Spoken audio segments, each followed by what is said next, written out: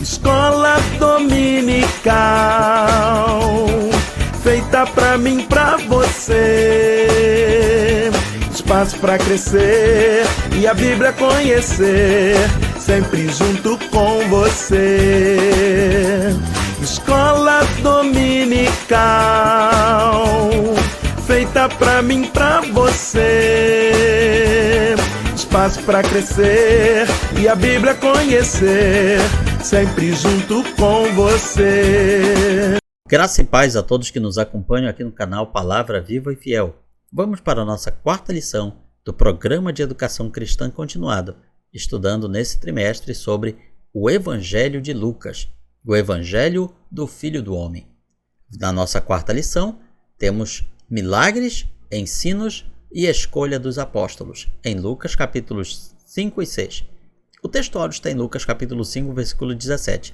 Ora, aconteceu que num daqueles dias estava ele ensinando, e achavam-se ali assentados fariseus e mestres da lei, vindos de todas as aldeias da Galiléia, da Judeia e de Jerusalém, e o poder do Senhor estava com ele para curar. A leitura bíblica está no Evangelho de Lucas capítulo 5, versículos 1 a 26. A verdade prática nos diz que estudar a pessoa e a obra de Jesus deve nos levar à obediência e prática de sua palavra. Na introdução do comentário, lemos que os capítulos 4 e 5 mostram a expansão do ministério público de Jesus. Veremos milagres, ensinos e a escolha dos apóstolos. O primeiro tópico nos fala sobre milagres e o médico Lucas. O primeiro item nos fala sobre a pesca maravilhosa. Lucas mostra que Jesus era tão popular a ponto de ser comum as multidões irem ouvi-lo. Lucas é o único dos 4 evangelistas que designa esta massa de água na região da Galileia com o nome adequado de lago. Nos outros evangelhos nós encontramos chamando de mar. Este milagre ocorrido no Mar da Galileia apresenta 3 aspectos. Primeiro, o domínio completo de Cristo sobre a criação animal. Segundo, mostra o chamado de Pedro e, claro, os seus demais companheiros de pesca, Tiago, João, André, para serem discípulos de Cristo. Terceiro lugar, tem similaridades, tem semelhanças com o que ele realiza no final do seu ministério após sua ressurreição, quando Pedro renovou seus votos como apóstolo. O milagre da pesca milagrosa é significativo e até mesmo emocionante. Tudo isso para mostrar quão maravilhoso é Jesus. O Cristo é revelado aqui tem 5 atributos, de modo que cada um mostra os aspectos de sua grandeza, e são esses atributos. Primeiro, sua sabedoria prática. Jesus chega até os discípulos e lhes indaga sobre a sua profissão de pescadores, porque eles não tinham pescado nada, e dá a eles um novo rumo. O penetrante conhecimento que ele tinha. Ele conhecia aqueles homens melhor do que eles mesmos. Também sua generosidade. O milagre que foi feito não foi apenas dos peixes que eles poderiam pescar em um dia, algumas horas, mas uma quantidade tão grande que quase afundava 2 barcos de pesca. Além disso, a majestade de Jesus estava ali sendo manifestada àqueles humildes homens, e também o seu profundo senso missionário. Quando aqueles homens reconhecem que Jesus é não apenas um milagreiro, mas o Messias que tinha sido enviado por Deus, ele os chama para serem agora pescadores de homens. Novamente, colocando a direção que eles iriam levar esta palavra para todas as nações. No segundo item, lemos sobre a cura de um leproso. O leproso era considerado como alguém castigado por causa de alguma culpa especial. O texto evidencia que Cristo alcança também os que estão segregados na sociedade. Os leprosos eram mantidos à margem da sociedade. Viviam da caridade alheia, tinham que abandonar a família, trabalho, enfim, toda a sua vida. A lepra, naqueles tempos, era uma autêntica morte em vida, caracterizado por vergonha, humilhação, sofrimento e dor. E Jesus, em vez de rejeitar essas pessoas, ele as cura. O texto evidencia isso. Jesus veio para os que estão à margem da sociedade, aquelas pessoas que ninguém mais quer. É para esses que ele veio. Lucas, como médico, conhecia a gravidade daquela doença. Ele não apresenta o homem como um leproso, mas sim um homem coberto de lepra, o que nos faz inferir que a doença teria atingido um estágio muito avançado. Isso é relevante, pois as pessoas com essa doença, conforme o Levítico capítulo 13, ficavam afastadas de todos. Se entrassem na cidade, precisavam avisar as pessoas, gritando: leproso, leproso, imundo, e frases semelhantes, para que os transeuntes da cidade soubessem que estavam passando leprosos. Na narrativa de Lucas, porém, o leproso chega clamando por misericórdia, mas sem tocar em Jesus. E Jesus, por sua vez, mesmo podendo só falar, escolhe tocar no enfermo, quebrando o protocolo e mostrando que a graça alcança os excluídos. Nós podemos apenas imaginar como deve ter sido impactante para as pessoas daquele momento, acostumadas a se afastar do leproso de todas as formas, verem Jesus tocando naquele homem. Isso deve ter sido horror para aquela gente. E mais horror ainda de eles não verem Jesus desenvolver aquela doença, pois a lepra ela era transmitida pelo toque e inclusive por usar as mesmas vestes, copos, assentos, tudo aquilo que um leproso tocava, um banco que ele sentasse, um copo que ele tomasse, era imediatamente desfeito, queimado, enterrado, porque era um foco daquela doença. E Jesus tocando naquela pessoa sem desenvolver aquela doença, o que deve ter deixado mais ainda espantadas as pessoas daquela época. No terceiro item do primeiro tópico, lemos sobre a cura de um paralítico em Cafarnaum. Cafarnaum foi uma das cidades onde Jesus mais realizou milagres. Mas ainda assim, o seu coração estava endurecido e eles, num primeiro momento, acolheram Jesus como o homem dos milagres, mas depois rejeitaram sua mensagem. Nessa história, Jesus estava ensinando numa casa, possivelmente na casa de Pedro. Lucas destaca a presença de quem? Dos fariseus e mestres da lei. Eles estavam ali não para ouvir Jesus, como a multidão, mas observavam, vigiavam, com um olhar crítico de fiscais da lei e das tradições judaicas. Afinal, quem era aquele homem, aquele pregador, milagreiro, que trazia uma mensagem diferente da deles e trazendo as multidões junto a si? Com a fama crescente do Nazareno, precisavam saber se seus ensinos representavam uma ameaça à classe dominante de Israel. Nesse contexto, 4 homens trazem um amigo paralítico para ser curado, e achando que era impossível aproximar-se de Jesus de outra forma, descem o paralítico através do telhado. A declaração inicial de Jesus não foi curando a pessoa, mas sim perdoando os pecados do paralítico, o que deixou os adversários chocados. Mais chocados ainda do que se Jesus tivesse curado logo de início daquela enfermidade. O choque daquelas pessoas é porque eles consideravam mais importante a cura do que o perdão dos pecados. Além disso, na sua religião, e nesse ponto eles estavam corretos, somente Deus poderia perdoar pecados. E eles estavam ali diante de um homem, não de um Deus. Eles mal sabiam que Jesus pensava diferente e tinha poder tanto para uma coisa quanto para outra. Todavia, queria ensinar que a sua prioridade era perdoar os pecados. Jesus fez do seu poder maior de curar a comprovação do seu poder de perdoar. Realizando o que os seus críticos consideravam mais difícil, mostrou que quem podia fazer o que eles achavam mais fácil. Ou seja, Jesus estava ali passando o seguinte recado para os fariseus e doutores da lei: quem pode o mais, pode o menos. Quem pode perdoar os pecados, também pode curar da paralisia. E ele faz as duas coisas para mostrar que ele tem poder nos céus e na terra para ambas as tarefas. Na verdade, Jesus tem poder para fazer o que os homens consideram mais fácil e mais difícil, sem subverter a ordem e a prioridade das coisas. Era exatamente isso que fariseus e saduceus não queriam aceitar, que Jesus é o Filho de Deus e nele reside todo o poder. Segundo tópico, a cosmovisão do Filho do Homem. Lucas contrasta a visão e os costumes dos religiosos da época, impregnados por tradições legalistas, apresentando a perspectiva de Jesus alinhada à essência da mensagem divina na lei e nos profetas. Primeiro, sobre os pecadores. Jesus falava: os sãos, ou seja, as pessoas que estão boas, não precisam de médicos, e sim os doentes. Não vim chamar justos, e sim pecadores ao arrependimento. Lucas, nesse fragmento, tem como foco o chamado do publicano Levi, ou Mateus, o qual aceita o convite de Cristo incondicionalmente, sem reservas.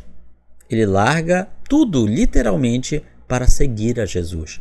Larga o seu emprego, que era um bom emprego naquela época, em termos materiais. Ele deixa tudo isso para servir a Cristo. Com isso mostra que houve uma mudança interior em seu coração e que estava pronto para seguir a Jesus. Tal fato, porém, enfurece os fariseus, os quais têm uma visão seletiva de quem podia ser salvo. Sim, pois na visão deles, uma pessoa da laia, do nível de Mateus, um traidor do seu povo, um cobrador de impostos, digamos assim, um capacho do Império Romano, tirando da sua própria gente o sustento. Na visão deles, uma pessoa assim não poderia se salvar. Não tinha mais jeito. E Jesus vai até Mateus e simplesmente o chama e ele vem. Depois que Mateus, Levi, disse sim ao chamado de Jesus, ele realizou um grande banquete em sua casa. Poderíamos dizer assim, uma festa de despedida. E nesse momento ele convida seus amigos publicanos, seus cobradores de impostos.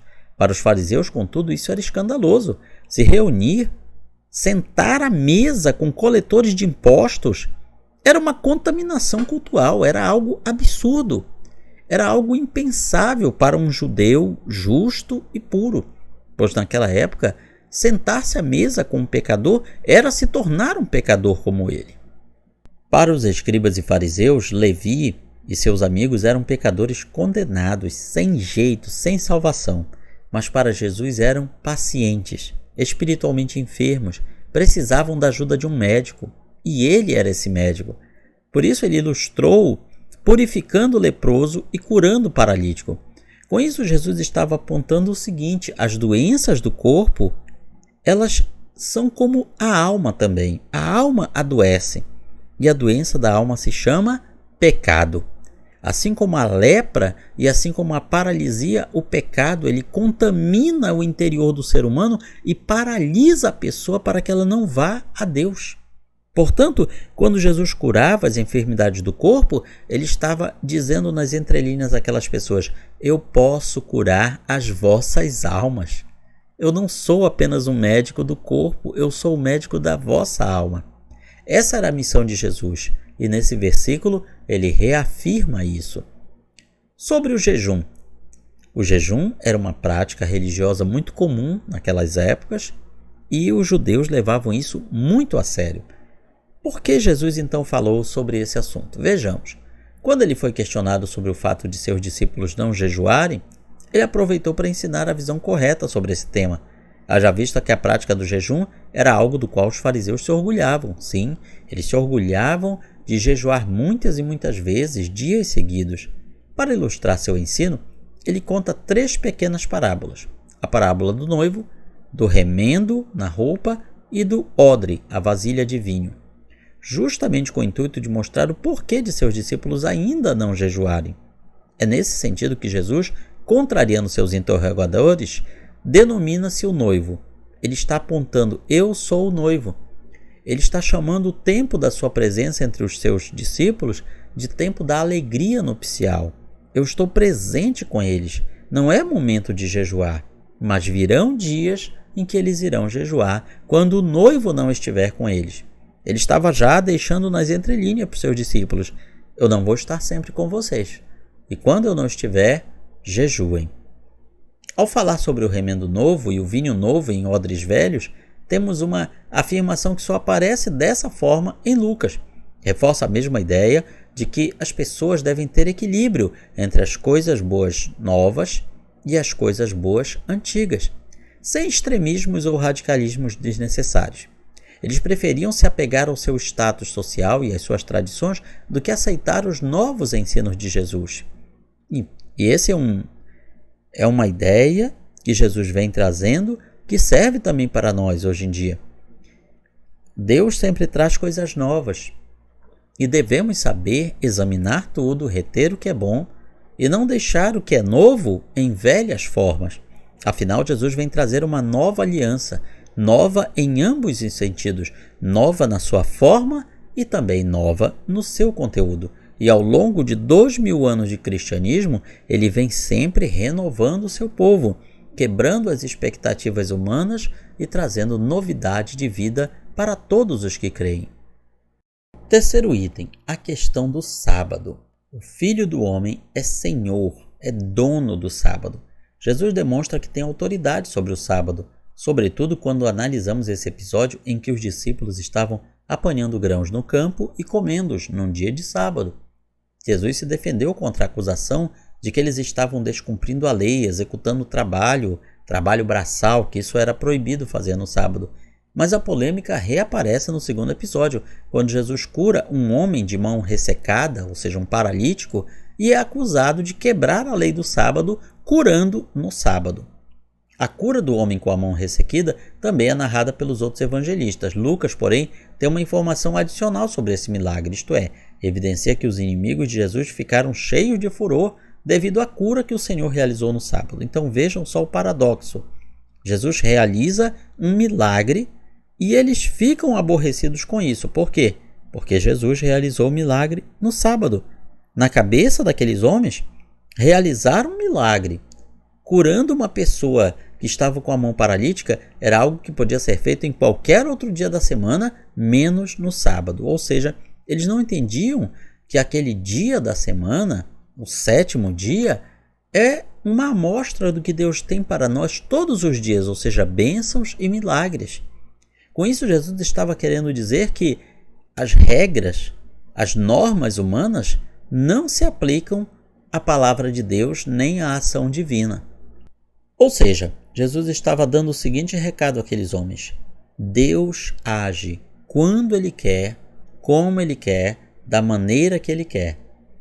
Essas regras que vocês estão seguindo aí, era como se Jesus dissesse assim para eles: essas regras não se aplicam a mim. E não se aplicam porque eu sou a plenitude da divindade. Dessa forma, Jesus também mostrava o que realmente Deus queria com um dia na semana. Seria para descanso, adoração e realização de quê? De milagres, prodígios, sinais, da ação divina da igreja para este mundo perdido. Com isso, fica evidenciado que guarda de dias é algo que não tem na nova aliança. Porque Jesus ele nunca mencionou sobre dia para ser guardado. Ele vem trazer uma nova aliança e nós observamos que ele reafirmou vários pontos que estavam na antiga aliança. Mas a questão de guardar dias, ele não reafirmou. E muito menos sacrifícios de animais. Esse episódio evidencia de maneira vívida como os fariseus se importavam mais com as suas tradições do que as pessoas que sofriam à sua volta. Com as suas ações, Jesus deixa claro que a lei ela não pode ser um fim em si mesma. A lei que Deus trouxe ao povo de Israel, que eles acreditavam seguir fielmente, era um instrumento, era um meio, não era um fim. Se deixar de considerar o amor ao próximo, qualquer preceito da lei se torna letra fria, vazia de propósito e significado. E isso é um ensino também para nós hoje em dia. Não podemos deixar que regras religiosas, que têm o seu valor, são importantes em certo momento, mas não podemos deixar que elas se tornem o centro da nossa teologia, o centro da nossa vida cristã. Qualquer regra religiosa que é criada, ela serve a um propósito, e esse propósito maior qual deve ser? Glorificar a Deus e trazer as pessoas ao Evangelho.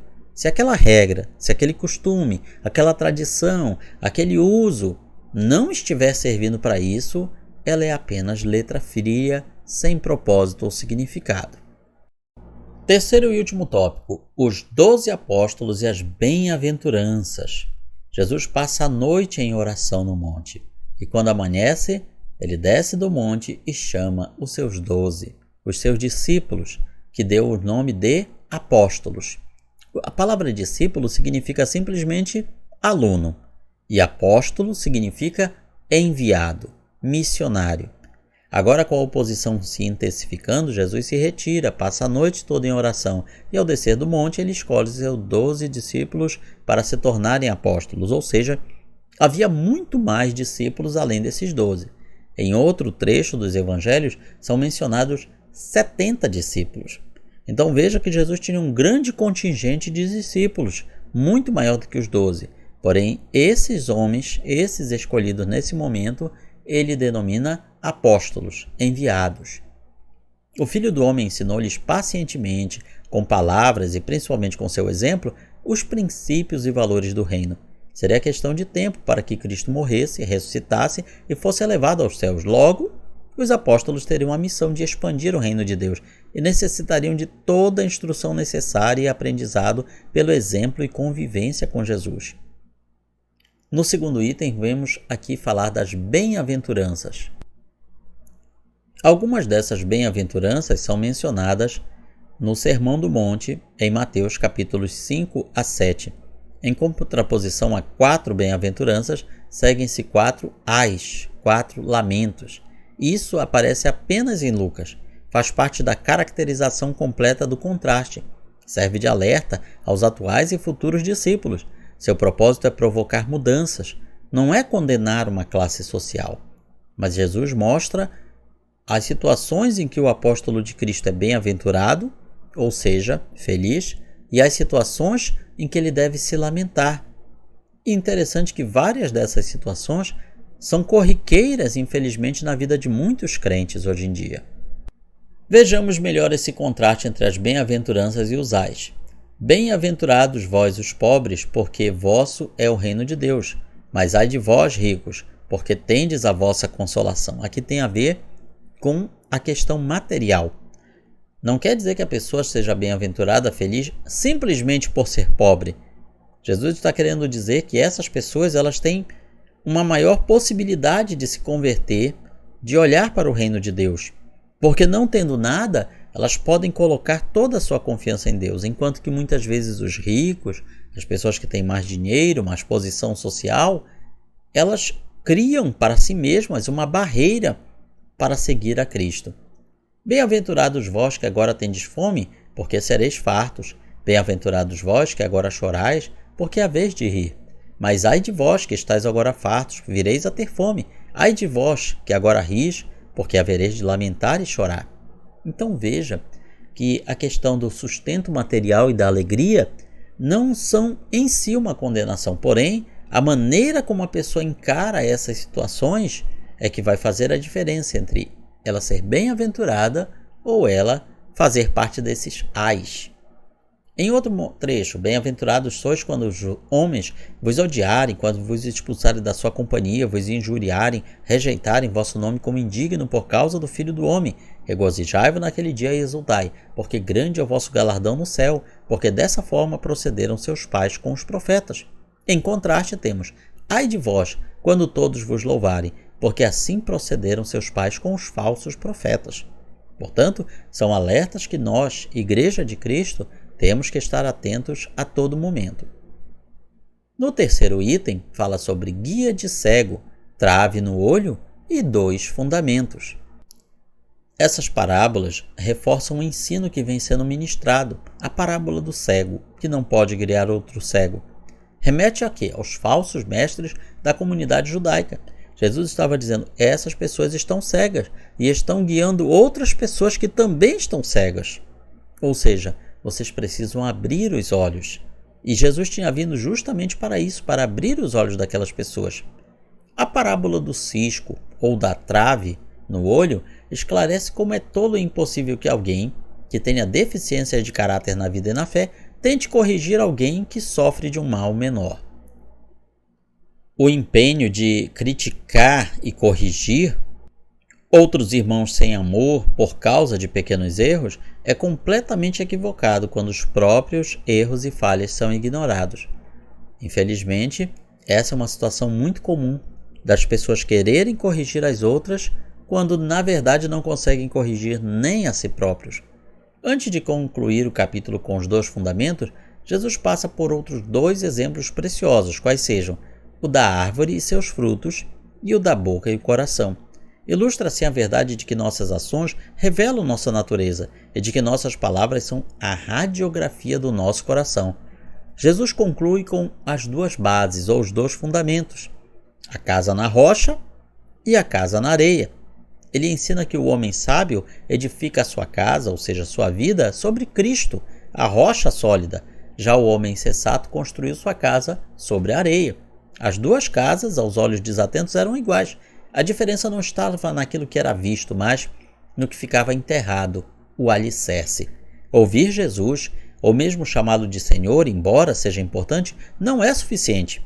É necessário praticar a sua palavra, evidenciando uma coerência entre a fé e a vida de obediência a Deus. Concluímos com a nossa aplicação pessoal. Jesus é o Mestre e Senhor em sentido único e perfeito. Mais do que aprender sobre Ele, o grande desafio é tornar-se semelhante a Ele. É isso que Deus quer fazer com cada um de nós, nos tornar semelhantes a Jesus. Fechamos então aqui o resumo da nossa 4ª lição do Programa de Educação Cristã Continuada. E na sua escola dominical você vai aprender muito mais. Comente, curta, compartilhe este vídeo e espalhe a boa semente aos corações. Deus nos abençoe.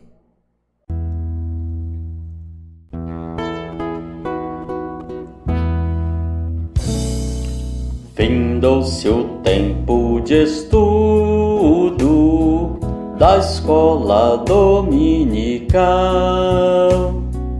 Boa lição aprendemos do nosso Pai Celestial. Despede-nos, Jesus Cristo, em tua paz e amor, e nos concede para sempre o teu celeste favor.